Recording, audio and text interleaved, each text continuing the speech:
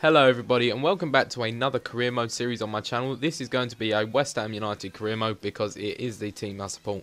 And I do know that my Northampton career mode did fail after 3 episodes, but that was due to the EA Sports catalogue really messing me over. When I bought the financial takeover, I didn't really have any EA Sports credits left, and it just generally annoyed me. But at the minute, I'm just putting in the information for the West Ham career mode, and I renamed the stadium to the Bowling Ground because that's what it's actually called in real life, but it is called Upton Park as well due to its location. But as you can see, just putting in the information. And I did decide to download the latest squads instead of starting off with the original West Ham squad, because this gives me the option of having Chamakh and Wellington Paulista, West Ham's newest and latest signings. And I'm interested to see how they play and if Chamakh can prove himself at West Ham. So as you can see at the minute, just simulating already just to get the objectives to come through. And West Ham are asking me to avoid relegation and reach the quarter-final in the Domestic Cup. And I want to know what you guys think about the targets. Do you reckon I'll finish mid-table, or do you reckon I'll finish just above the relegation zone? It's all down to you, because I reckon I'll finish mid-table. Maybe I am playing on Worldcast difficulty. But as you can see there, that just came past, Mascherano always gets seen to go into talks with Manchester United. I'm not too sure if that's scripted into the game for him to go there, but he does always go there on. I've got about 6 career mode accounts, not accounts, but saves, so he always goes there on every single career mode. But at the minute, I'm looking at bringing in some young talent. I do use a FIFA 13 young players website that I will put in the description of this video, and I tried to sign the most exciting and best potential players that there are. And Yasin Benzia, you may know him and you may not know him, but he is one of the players with the most potential. 17, 67 rated, and that's quite high, and I believe he gets to around an 82 or more.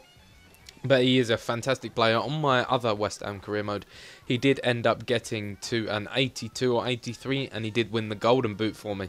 And another player, another young player for Birmingham City is Nathan Redmond. He is a great right mid, and he does have the potential to be amazing. I have got him on my other account, like I said, and I really enjoy playing with him. He's an absolute beast. 1.5 million, but I do believe I have to pay a bit over that. But his sprint speed and acceleration, as you can see, they're all in the bright greens. He is a great player, 18 years old and a 69 rated overall already, and he does have the potential to be an absolute beast. So they were the transfer offers I put in, sorry. And at the minute now, I'm just going to go through the team and see how I can rearrange it. As you can see, Diarme was on the bench, and I believe so was Joe Cole. So I decided to swap them out with Diarra and Collinson just to have the nice CDMs that we've got in the team. Because Diarme is very strong, and he's a great player for the team at the moment in real life and on FIFA. I find him the best player at the minute for the West Ham team in real life, so I decided to swap them around. But then I decided to go back into the squad just to check out what players we had, and we did indeed have Chamakh and Wellington Paulista, who are the most interesting players for me because I've never used Wellington and I've never used Chamakh, so it'll be interesting to see. And I really want to see if Chamakh's as bad as he is in real life as he is on FIFA, but I suppose we've got to give him a chance at West Ham in real life and as well as on the game. And I do believe I do play him in one of the games coming up in the future episodes. But the next thing to do is send out the young players on loan. So I decided to sort it by age, and I decided to send out some of the young players we got on loan. No, send them out onto loan, sorry. But we do have loads and loads and loads of young players. George Monco, as you can see, they're 19 years old, CDM. And the next player is Dylan Tombides. He's another young striker for the team.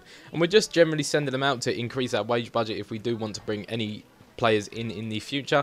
So just getting rid of the young players to hopefully not get rid of them, that sounds mean, but just get them out of the club for it, or get them some experience. And as you can see, Nathan Redmond did accept my Birmingham did accept my transfer offer, sorry, and I do really hope that I do get him, and you will see what that coming up soon.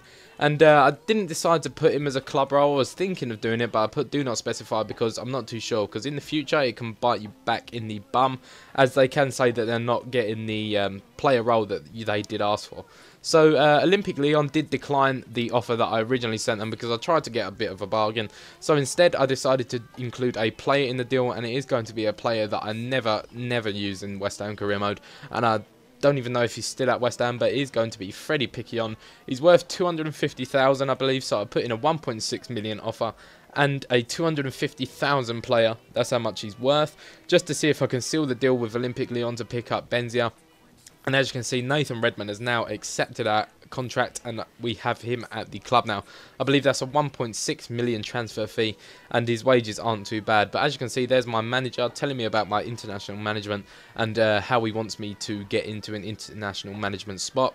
But since Redmond's come to the team, I decided to have another sort out with the bench. Sorry about that. But I think I decided to put him on the substitute bench, as I will be using him in pre-season games and hopefully giving him some first team football in the future.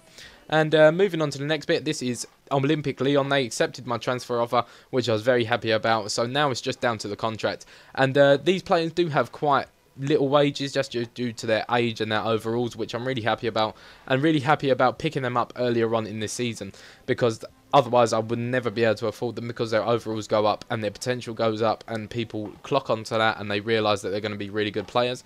But as you can see, their not Olympic Lyon, Yacine Benzia contract offer accepted, and George Monker has gone out on loan.